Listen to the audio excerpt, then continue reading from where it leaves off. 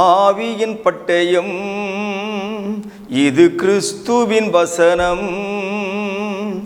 ஆவியின் பட்டயம் கிறிஸ்துவின் வசனம் நித்திய ராஜ்ய புது வாழ்வு வழங்கும். ஆவியின் பட்டயம் நித்திய ராஜ்ய புது வாழ்வு வழங்கும். ஆவியின் பட்டயம். Welcome to EKN Bible school.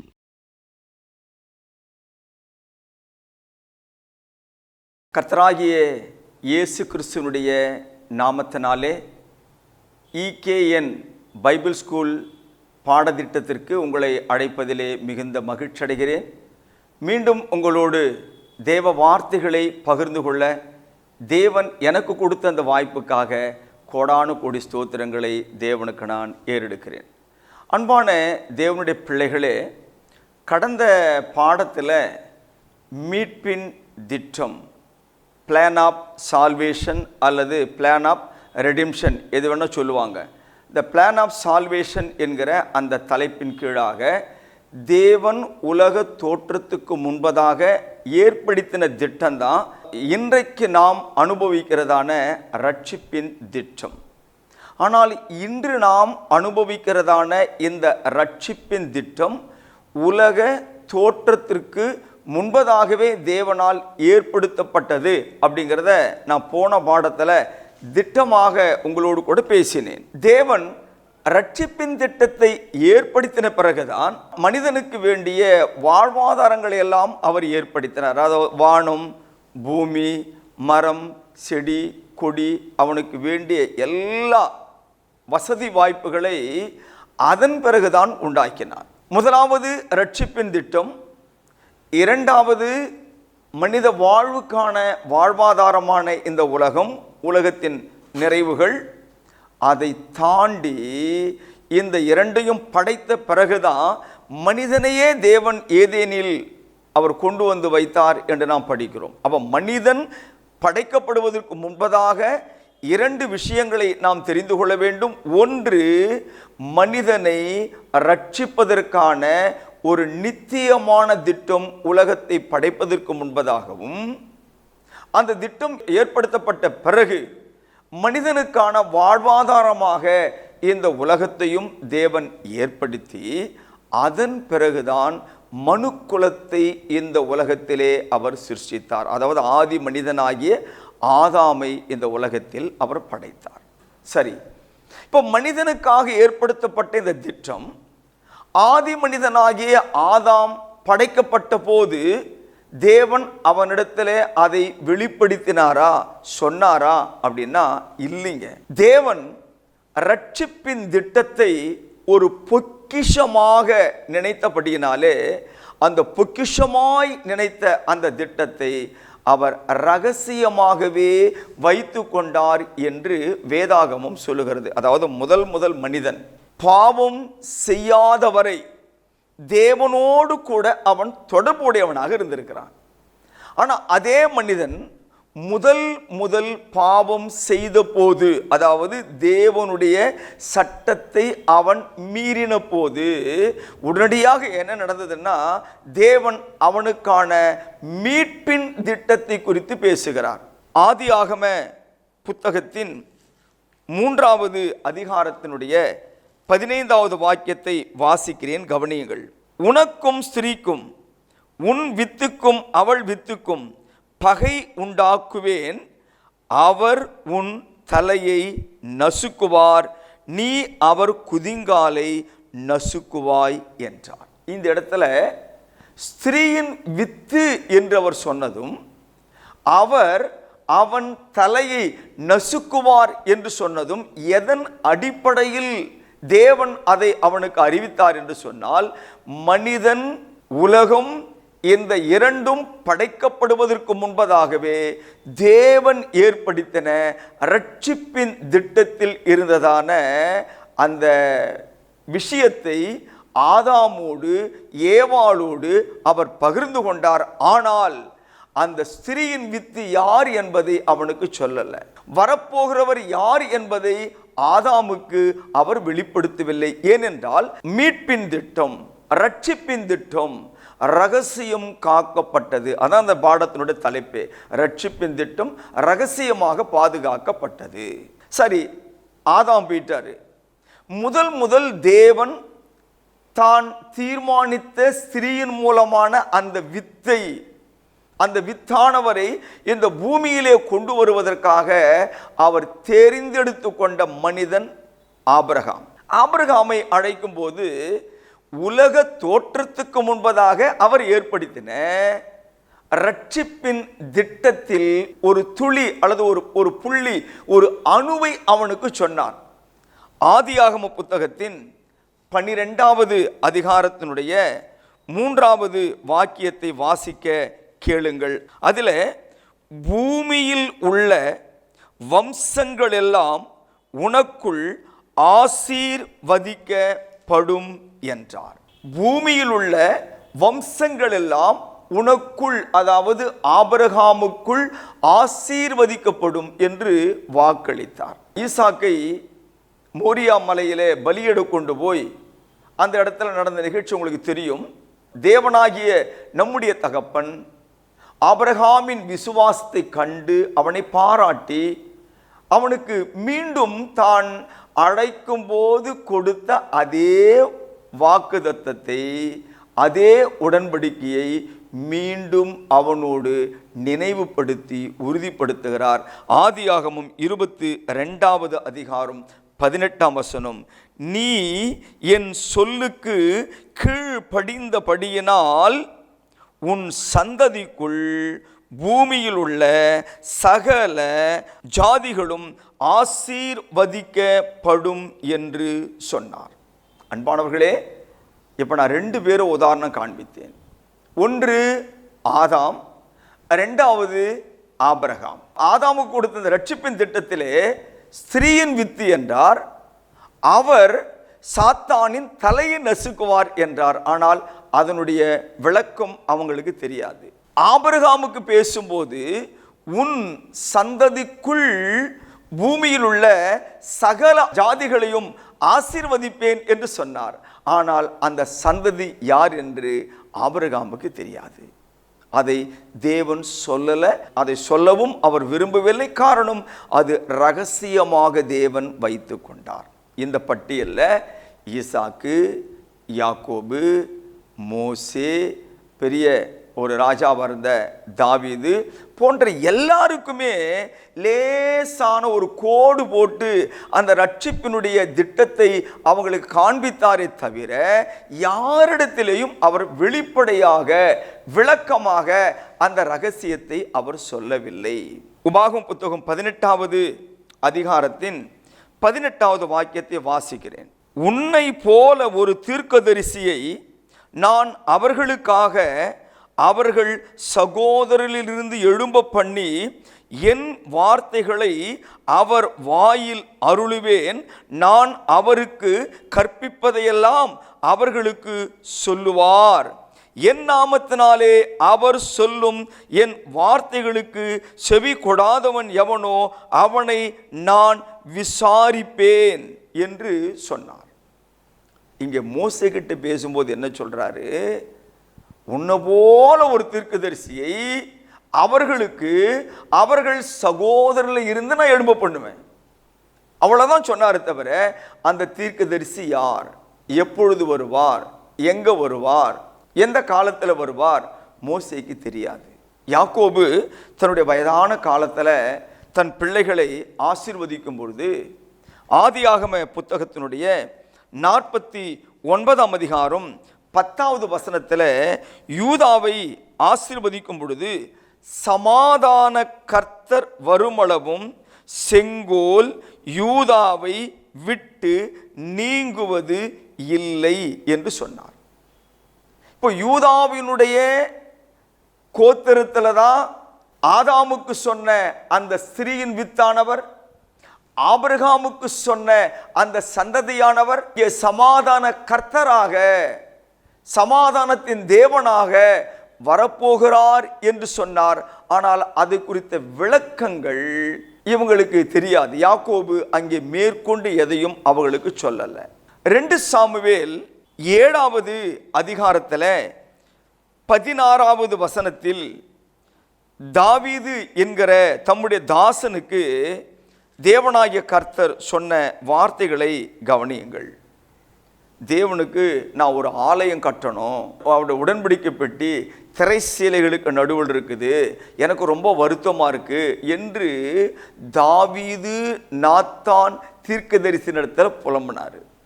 நான் ஒன்று கட்டிட்டு போகிறேங்க அவருக்காகன்னு சொன்னார். அதற்கு தேவன் தாவீதுக்கு ஒரு வாக்கு ஒன்று கொடுக்கிறார். என்னன்னா 16ஆம் வசனம் வாசிக்கிறேன். உன் வீடும் உன் ராஜ்யமும் என்றென்றைக்கும் எனக்கு முன்பாக ஸ்திரப்பட்டிருக்கும், உன் ராஜாசனம் என்றென்றைக்கும் நிலை பெற்றிருக்கும் என்கிறார் என்று சொல் என்றார். இந்த ராஜ்யம், வீடு, அந்த ராஜ்யத்தின் சிங்காசனத்திலே அமர்ந்து ஆளுகின்ற நித்திய ராஜா, இது எல்லாமே அந்த மீட்பின் திட்டத்துக்குள் இருக்கிறதான காரியங்கள் அல்லது மகிமை, மேன்மை, ஆசீர்வாதம். இங்கே தாவீதுக்கு வீடு என்றார், ராஜ்யம் என்றார், செங்கோல் என்றார். ஆனால் அதற்கான விளக்கங்கள் அவனுக்கு தெரியல. ஆகவே தாவீது தேவனிடத்தில் ஒரு வார்த்தை சொல்லுகிறான். 19ஆம் வசனத்தை வாசிக்கிறேன், கவனியுங்க. கர்த்தராகிய ஆண்டவரே, இது இன்னும் உம்முடைய பார்வைக்கு கொஞ்ச காரியமாக இருக்கிறது என்று கர்த்தராகிய ஆண்டவராயிருக்கிற தேவரீர் உம்முடைய அடியானுடைய வீட்டை குறித்து, கவனிங்க, வெகு தூரமாயிருக்கும் காலத்து செய்தியை மனுஷ முறைமையாய் சொன்னீரே என்று சொன்னான். தாவீதுக்கு தெரியும், இந்த வீடு நாளைக்கு கட்ட போற வீடு கிடையாது, இந்த ராஜ்யம் நாளைக்கே நிலைவரப்பட போகிற ராஜ்யம் கிடையாது. தேவன் தூரமாய் வெகு காலத்துக்கு பிறகு நடக்க போகிற செய்தியை எனக்கு ஏதோ நாளைக்கு நடக்கிற மாதிரி சொல்லிவிட்டாரு அப்படின்னு தாவீதே அங்கே தேவனை பார்த்து முறையிடுவதை பார்க்கிறோம். இது எல்லாமே உலக தோற்றத்திற்கு முன்பதாக பேசிக்கொண்டிருக்கிற என்னையும் கேட்டுக்கொண்டிருக்கிற உங்களையும், நமக்கு பின்னாலே வரப்போகிற சந்ததிகளையும், நமக்கு முன்னாலே வாழ்ந்து மறைந்த சந்ததிகளையும் உள் அடக்கி தேவன் ஏற்படுத்தின அந்த மாபெரும் திட்டமாகிய ரட்சிப்பின் திட்டத்தினுடைய சில செய்தி சுருக்கங்களாக இருக்கிறது. இவைகள் எல்லாமே ரகசியமாகவே தேவன் வைத்து கொண்டார். சரி, ஆபிரகாமுக்கு அவர் சொல்லல, ஆதாமுக்கு அவர் சொல்லல, ஈசாக்கு, யாக்கோபு, மோசே, தாவீது போன்ற யாருக்கும் சொல்லல. ஆனால் லேசா ஒரு மழை மேகம் போல ஒரு கோடு போட்டு காண்பிக்கிறார். அதற்கு அடுத்து வந்த தீர்க்கதரிசிகளை குறித்து நாம் என்ன பேசுவோம் அப்படின்னா, தீர்க்கதரிசிகளுக்கு கூட அதை அவர் ரகசியமாகவே வைத்து கொண்டார். இப்போ நான் என்ன சொல்கிறேன், வேதாகமத்திலிருந்து நான் உங்களை என்ன புரிஞ்சுக்க வைக்க முயற்சி பண்ணுறேன் அப்படின்னா, இன்றைய நாட்களிலே ரட்சிப்பு என்பது எவ்வளவு மலிவாய் கிடைக்கிறது பாருங்க. ஆனால் தேவன் எவ்வளவு முக்கியத்துவம் கொடுத்திருந்தா ரட்சிப்பு என்பதை உலகத்துக்கு முன்பாக அவர் உண்டாக்கியிருப்பார், ஏற்படுத்தியிருப்பார் திட்டத்தை, அந்த பிளானை. அவ்வளவு முக்கியத்துவம் கொடுத்து தேவன் ஏற்படுத்தின அந்த ரட்சிப்பின் திட்டம் இன்னைக்கு மத தலைவர்களிடத்தில் போய் பந்தாடுது. இங்கு ஒருத்தர் ஒரு மாதிரி பால் ஆடுறாரு, இங்க இருக்கிற ஒரு தலைவர் வேற மாதிரி பால் அடிக்கிறாரு. அதை கேட்கிற விசுவாசிகள் இங்க போற கூட்டம் இது சரியுங்குது, இங்க போற கூட்டம் இது சரியுங்குது, அங்க போற கூட்டம் அது சரியுங்குது. எது சரின்னு தேடலை. ஏன்னா இதனுடைய முக்கியத்துவம் மக்களுக்கு தெரியல. இதனுடைய முக்கியத்துவம் மக்களுக்கு தெரியலைங்க. தயவு செய்து நான் உங்களை கெஞ்சி கேட்கிறேன், இந்த பாடத்தை 1க்கு 2 முறை புரிகிற வரைக்கும் கேளுங்க. அது உங்கள் மனக்கண்களை திறக்கும். என்னோடு கூட சேர்ந்து 1 பேதுரு 1ஆம் அதிகாரம் 10ஆம் வசனம் வாசிக்கிறேன்.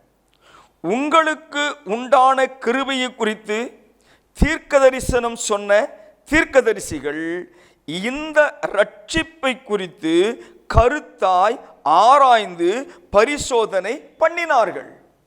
யாரு? ஏசாயா போன்றவர்கள், எரேமியா போன்றவர்கள், பெரிய பெரிய தீர்க்கதரிசிகள், அப்புறம் சின்ன தீர்க்கதரிசி எழுதுகிற புத்தகத்தெல்லாம் படிக்கிறோம் இல்லையா? இப்படி அநேகர் இன்றைக்கு நீங்களும் நானும் ஆண்டு அனுபவித்துக் கொண்டிருக்கிறதான இந்த ரட்சிப்பின் திட்டத்தை அறிந்து கொள்வதற்காக ஆசையோடு அதை தேடினார்கள், ஆராய்ந்தார்கள்.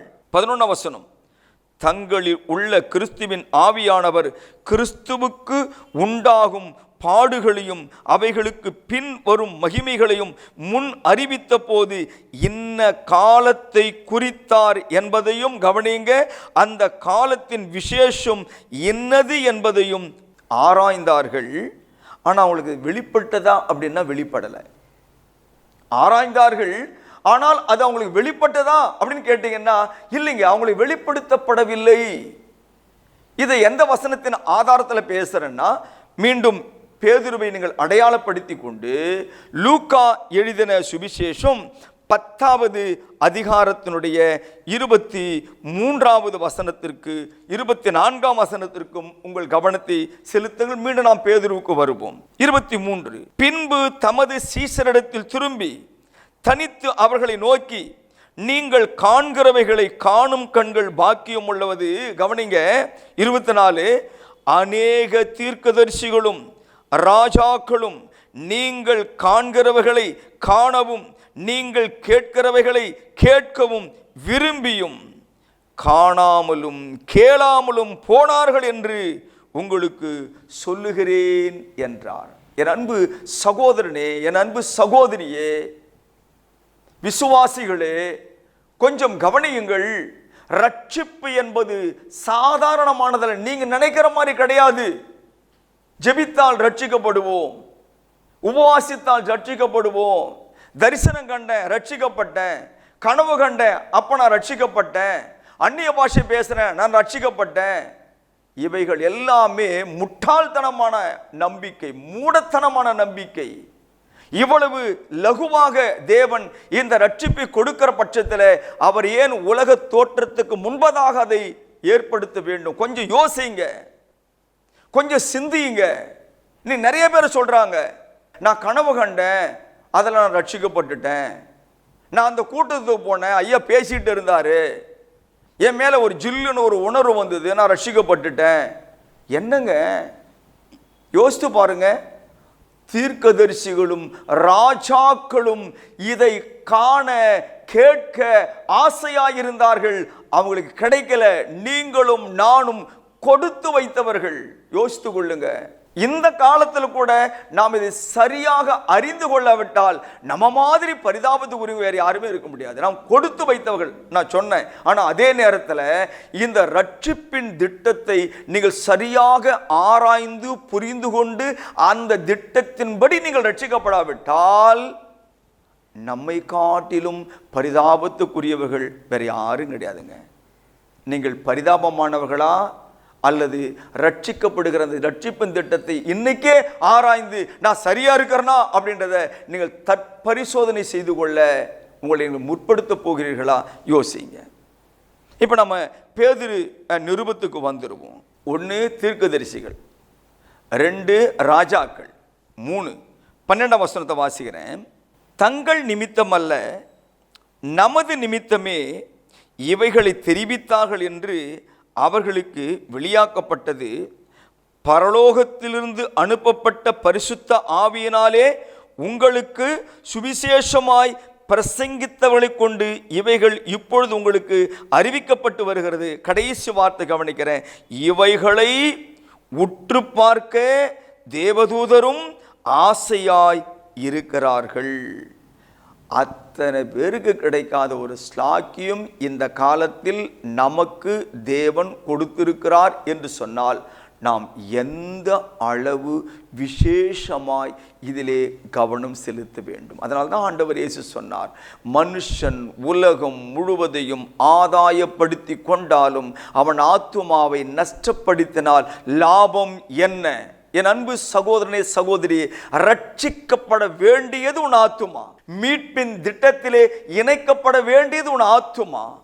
மீட்பின் திட்டத்திலே ஐக்கியப்பட வேண்டியது நம்முடைய ஆத்துமா. ஆக அந்த ஆத்துமா சரியான திட்டத்தின்படி, தேவனுடைய சித்தத்தின்படி தேவனோடு ஐக்கியப்படாவிட்டால் நான் ரட்சிக்கப்பட்டேன், நான் ரட்சிக்கப்பட்டேன், நான் ரட்சிக்கப்பட்ட சபையில் இருக்கிறேன், நான் ரட்சிக்கப்பட்ட சபைக்கு போகிறேன் என்று சொல்லுவது எல்லாம் வீண். என்னை யாரும் முறைச்சு பார்க்காதீங்க, நான் உண்மையை பேசுகிறேன், கோபப்படாதீங்க. ஏன்னா ரட்சிப்பு என்பது அத்தனை முக்கியம் தேவன் கொடுத்திருக்கிறார் என்பதை இந்த வேளையில் நான் சொல்லிக்கொள்ள கடமைப்பட்டிருக்கிறேன். 1 கொரிந்தியர் 2வது அதிகாரத்தினுடைய 8வது வசனத்தை நான் வாசிக்க நீங்க கேளுங்க. அதை இப்பிரபஞ்சத்து பிரபுக்களில் ஒருவனும் அறியவில்லை, அறிந்தார்களானால் மகிமையின் கர்த்தரை அவர்கள் சிலுவையில் அறைய மாட்டார்களே. என் அன்பு தேவ பிள்ளைகளே, ஆதி தகப்பன்மாரை பார்த்தோம், மோசேயை பார்த்தோம், தாவீதை பார்த்தோம், பெரிய சிறிய தீர்க்கதரிசிகளை பார்த்தோம், ராஜாக்களை பார்த்தோம், பிரபுக்களை பார்த்தோம், தேவ தூதரை குறித்து நாம் படித்தோம். யாருக்குமே எந்த சூழ்நிலையிலும் நம்முடைய பிதாவாகிய தேவன் உலக தோற்றத்துக்கு முன்பதாக அவர் ஏற்படுத்தின அந்த ரட்சிப்பின் திட்டத்தை, மீட்பின் திட்டத்தை யாருக்கும் அவர் வெளிப்படுத்தவில்லை என்பதுதான் உண்மை. ஏன் தெரியுங்களா? இந்த திட்டத்திலே தான் மனிதன் இழந்து போன மகிமை இருக்கிறது. இந்த ரட்சிப்பின் திட்டத்திலே தான் மனிதன் இழந்து போன வாழ்க்கையை அல்லது இழந்து போன இடத்திலே அவன் மீண்டும் எழுந்து தேவனோடு கூட ஐக்கியம் பண்ணக்கூடிய வழி இருக்கிறது. இந்த திட்டத்திலே தான் இந்த உலகத்திலே வாழுகிற மனிதன் பாவத்தின் மீது வெற்றி கொள்ளும்படியான வாழ்க்கை முறைகள் இருக்கிறது. இந்த திட்டத்திலே தான் பரிசுத்த ஆவியின் வரத்தை ஒருவன் பெற்றுக்கொள்வதற்கான திட்டம் இருக்கிறது. இந்த ரட்சிப்பின் திட்டத்திலே தான் ஒருவன் நீதிமானாகக்கூடிய வாய்ப்பு இருக்கிறது. இந்த ரட்சிப்பின் திட்டத்திலே தான் ஒருவன் பரலோகம் போகக்கூடியதான வாய்ப்பு இருக்கிறது. இந்த ரட்சிப்பின் திட்டத்திலே தான் ஒரு பாவி தேவனுடைய மகனாக, தேவனுடைய குமாரனாக மாறுவதற்கான வாய்ப்பு இருக்கிறது. அவ்வளோ பெரிய திட்டம் இந்த ரட்சிப்பின் திட்டம். 1 கொரிந்தியர் 2வது அதிகாரம் 7வது வசனம். உலக தோற்றத்துக்கு முன்னே தேவன் நம்முடைய மகிமைக்காக ஏற்படுத்தினதும் மறைக்கப்பட்டதுமாயிருந்த இரகசியமான தேவ ஞானத்தை பேசுகிறோம். கவனிக்கிறீங்களா? அப்போ இந்த திட்டம் எத்தனை எத்தனை ஆச்சரியமான திட்டம் என்பதை புரிந்து கொள்ளுங்கள். இது உலக தோற்றத்துக்கு முன்பாக ஏற்பட்ட திட்டம். இந்த திட்டத்தை எதுக்காக அவர் ஏற்படுத்தினார்னா, நமது மகிமைக்காக ஏற்படுத்தினார். நமது மகிமைக்காக, உன்னுடைய மகிமைக்காக ஏற்படுத்தப்பட்ட திட்டம். இது உனக்கான திட்டம், இது உன் குடும்பத்திற்கான திட்டம், இது உன் சகோதரனுக்கான திட்டம். ஆகவே இதை உதாசீனப்படுத்தாதீர்கள் எனக்கு அன்பானவர்களே என்று நான் உங்களை அன்போடு கூட கேட்டுக்கொள்கிறேன். கொலேசியர் 1ஆம் அதிகாரம் 25வது வசனத்தை வாசிக்க கவனமாய் கேளுங்கள். ஆதி காலங்களுக்கும் தலைமுறை தலைமுறைகளுக்கும் மறைவாயிருந்து இப்பொழுது அவருடைய பரிசுத்தவான்களுக்கு வெளியாக்கப்பட்ட இரகசியமான தேவ வசனம். இப்போது அந்த ரகசியம் வெளியாக்கப்பட்டது. ஆனால் இந்த காலம் வரை அது ரகசியமாவே இருந்துதான். எப்போ? ஆதி காலம், தலைமுறை தலைமுறை 2 சொல்றாருங்க. ஒன்று ஆதி காலம், தலைமுறை எப்போ வரும்? ஒரு மனித இனம் தோன்றி அதன் பிறகு ஒரு தலைமுறை, அதன் பிறகு ஒரு தலைமுறை சுழற்சியா வரும். அந்த மனித இனமே ஆரம்பிக்கப்படுவதற்கு அல்லது உண்டாக்கப்படுவதற்கு முன்பதாக தேவன் தம்முடைய மனதிலே ரட்சிப்பின் திட்டத்தை ஏற்படுத்தினாரே. அது எப்பொழுது என்றால், இந்த உலகத்தை தேவன் படைப்பதற்கு முன்பதாக ஒரு காலம் இருந்தது, ஒரு டைம் இருந்தது, ஒரு ஏஜ் இருந்தது. அந்த காலத்தில் அவர் இதை ஏற்படுத்தினார் என்று. அதாவது நம்ம வேதாந்தம் 3 காலமாக பிரிப்போம். பிதாக்களின் காலம், மோசேயின் காலம், கிறிஸ்துவின் காலம் என்று. காலம் வரும்போது நான் உங்களோட தியானிப்பேன். அந்த மாதிரி தேவன் அந்த ரட்சிப்பின் திட்டத்தை ஏற்படுத்துகிற போது அது ஆதி காலங்கள் என்று ஆண்டவர் சொல்லுகிறார். இந்த ரட்சிப்பினுடைய மீட்பினுடைய திட்டம் என்பது நமது ஆண்டவர் இயேசுவை கொண்டு நிறைவேற வேண்டிய ஒன்றாய் இருந்தது. எபேசியர் 3வது அதிகாரம் 9வது வசனத்தை வாசிக்கிறேன், கவனியுங்கள். தேவன் நம்முடைய கர்த்தராகிய கிறிஸ்து இயேசுவுக்குள் கொண்டிருந்த அனாதி தீர்மானத்தின்படியே, ஆதி காலம் அப்படின்னு படிச்சோம் இல்லையா, அந்த ஆதி காலத்தில் அவர் ஏற்படுத்தின ரட்சிப்பின் திட்டம் என்பது இயேசு கிறிஸ்துவை கொண்டு அதை நிறைவேற்றும்படியாய் செய்யும்படியாய் அதை தேவன் திட்டம் இட்டிருந்தார் என்று வாசிக்கிறோம். எபேசியர் 3ஆம் அதிகாரம் 9லிருந்து 11 வசனங்கள் ரொம்ப அடிப்படையான வசனங்கள், ஆழமான வசனங்கள். இதை நீங்கள் வீட்டில் போய் தெளிவாக படிங்க. இப்போது முடிவுக்கு வரலாம். நான் போன பாடத்தில் ரட்சிப்பின் திட்டத்தினுடைய ஆரம்பம் பற்றி சொன்னேன். அது உலகத் தோற்றத்துக்கு முன்பதாக ஏற்படுத்தப்பட்டது. இந்த பாடத்தில் அந்த திட்டத்தை தேவன் ரகசியமாகவே வைத்து கொண்டு வந்தார். ஏன் ரகசியமாக வைக்கணும்? ஏன் ஏசாயாவுக்கு சொல்லியிருக்க கூடாது? ஏன் எரேமியாவுக்கு சொல்லியிருக்க கூடாது? ஏன் மோசேக்கிட்ட அதை பற்றி பேசியிருக்க கூடாது? அப்படின்னா அவர் அதை மிக முக்கியமானதாக கருதினார். அவ்வளோ ரகசியமாக வச்சுட்டு இருந்த அந்த திட்டம் இன்றைக்கு நம்மிடத்திலே வெளிப்படுத்தப்பட்டிருக்கிறது அப்போஸ்தலர்கள் மூலமாக. அப்படி வெளிப்படுத்தப்பட்டிருக்கிற அந்த திட்டத்தை நாம் சரியாக படித்து சரியாக புரிந்து கொண்டு சரியாக நாம் கீழ்ப்படிந்தால் அப்போதுதான் ரட்சிப்பு. இன்னைக்கு சொல்கிறாங்க இல்லையா, இந்த ஒன்றும் இல்லை, பிறந்து குழந்தை, அந்த குழந்தைக்கு போய் ஞானஸ்தானம் கொடுத்து விட்றாங்க ஒரு சபையில். அந்த குழந்தைக்கு ஞானஸ்தானம் கொடுத்த உடனே அந்த குழந்தை ரட்சிக்கப்பட்டது என்று அவங்க நினைக்கிறாங்க. ஆனால் மார்க் என்ன சொல்கிறாரு? விசுவாசம் உள்ளவனாகி ஞானஸ்தானம் பெற்றவன் ரட்சிக்கப்படுவான். இப்போ ரட்சிப்பு திட்டம் அந்த சபையில் மாறி போச்சா? ஒரு சிலர் சொல்கிறாங்க, நான் தேவனிடத்தில் ஜெபம் பண்ணிக்கிட்டே இருந்தேன், திடீர்னு தேவன் என் முன்னால் தோன்றினார், அவர் என்கிட்ட பேசினார், நான் ரட்சிக்கப்பட்டேன். இது எந்த முறை எனக்கு தெரியல.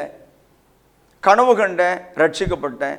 வல்லமையான ஊழியக்காரன் தலையில் கை வச்சு ஜெபம் பண்ணார், நான் ரட்சிக்கப்பட்டேன். அன்பு தேவ பிள்ளைகளே, இது எல்லாம் களைந்து விடுங்கள். ரட்சிப்பின் திட்டம் என்பது மிக முக்கியமானது. இது குறித்து நாம் இன்னும் ஆழமாக படிக்க போகிறோம். தேவனுக்கு சித்தமானால் அடுத்த பாடத்திலே நாம் அதை கவனிக்க போகிறோம். ஆகவே இந்த பாடத்தை நீங்கள் கேட்கறது மாத்திரம் இல்லாமல் தயவுசெய்து உங்களுக்கு தெரிந்தவங்களுக்கெல்லாம் அனுப்புங்க. இது முக்கியமான பாடம். இது கற்பனைகளையோ கவிதைகளையோ நான் பேசலை. சத்தியத்தை சத்தியமாய் பேசியிருக்கிறேன். அதில் இருக்கிறத ஆழமாக உங்களுக்கு விளக்கி கொடுத்துருக்கிறேன். அதனால் வசனங்களை கேட்குறது சில நேரத்தில் போர் அடிக்க தான் செய்யும். நிறைய பேர் சொல்லுவாங்க, வசனத்தை பேசிட்டு இருந்தால் எப்படிங்க கேட்குறது, ஒரு கதை இருந்தால் நல்லா இருக்குமே, ஒரு ஜோக் இருந்தால் நல்லா இருக்குமே, நிறைய செய்யலாம். ஆனால் இது அதற்கான நேரம் இல்லை. சத்தியத்தை சத்தியமாய் அறிந்து கொள்ள சத்தியத்திற்கு உங்களை ஒப்பு கொடுங்கள். தேவன் உங்களை ஆசீர்வதிப்பாராக. ஜெபம் செய்வோம். எங்களை நேசிக்கிற பரலோகத்தின் பிதாவே, இந்த ஆசீர்வாதமான நாளுக்காக, வேலைக்காக, சமயத்திற்காக ஸ்தோத்திரம். இகேஎன் பைபிள் ஸ்கூல் மூலமாக மீட்பின் திட்டம் ஒரு ரகசியமாய் நீர் அதை காத்து வந்தீர் என்பதை குறித்து நாங்கள் கற்றுக்கொண்டோம். நீர் ரகசியம் காத்த, நீர் முக்கியத்துவம் கொடுத்த அந்த திட்டம் இன்றைக்கு மக்களால் வெவ்வேறு வழிகளிலே தகப்பனே அது கள்ள போதனையாக மாற்றப்பட்டிருப்பதை நீ அறிந்திருக்கிறீர். இதை கேட்ட ஒவ்வொருவரும் தாங்கள் ரட்சிக்கப்பட்ட விதம் தேவன் காண்பித்திருக்கிற மாதிரியின்படியா, அவர் சொல்லியிருக்கிற போதனையின்படியா, அவர் ஏற்படுத்துகிற திட்டத்தின்படியா என்பதை அலசி சத்தியத்தின்படி ஆராய்ந்து மனித போதனைகளை தள்ளி உம்முடைய பிள்ளைகளாய் வாழ, உம்முடைய சத்தியத்திற்காக வாழ உதவி செய்யும். இந்த வசனங்களை கேட்டவர்களில் வியாதி உள்ளவர்கள், பலவீனம் உள்ளவர்கள், சுகவீனம் உள்ளவர்கள் யாராக இருந்தாலும் அவர்களுக்கு தேவன் இரக்கம் செய்து சுகப்படுத்த வேண்டும் என்று செபிக்கிறேன். தீராத வியாதிகளுக்கெல்லாம் நீர் தகப்பனே வைத்தியராய் இருக்கிறதுனாலே அவர்களுடைய தீராத வியாதிகளை இயேசுவின் நாமத்திலே சுகப்படுத்துவீராக. வேலையற்ற பிள்ளைகளுக்கு வேலை வாய்ப்பை தாரும். திருமணமாகாத பிள்ளைகளுக்கு ஏற்ற காலத்திலே திருமண வாழ்க்கையை அமைத்து தாரும். இதோ இந்த நாட்கள் பிள்ளைகள் 10th +2 எக்ஸாம் எழுதுகிற காலமாக இருக்கிறதுனாலே படிக்கின்ற ஒவ்வொரு பிள்ளைகளுக்கும் ஞானத்தை கொடுத்து, அறிவை கொடுத்து, புத்தியை கொடுத்து, படிக்கிற பாடங்களெல்லாம் மனதிலே பதிந்து அதிக மதிப்பெண்களோடு கூட வெற்றி பெறத்தக்கதாக ஒவ்வொரு குழந்தைகளையும் தேவன் ஆசீர்வதிப்பீராக. காத்துக்கொள்ளும், ஆசீர்வதியும், வழி நடத்தும். இயேசு கிறிஸ்துவின் நாமத்தில் நன்றியோடு ஜெபிக்கிறோம். ஜெபம் கேளும் ஜீவனுள்ள எங்கள் நல்ல பிதாவே, ஆமேன். கர்த்தர் தாமே உங்கள் யாவரையும் ஆசீர்வதிப்பாராக. ஆமேன்.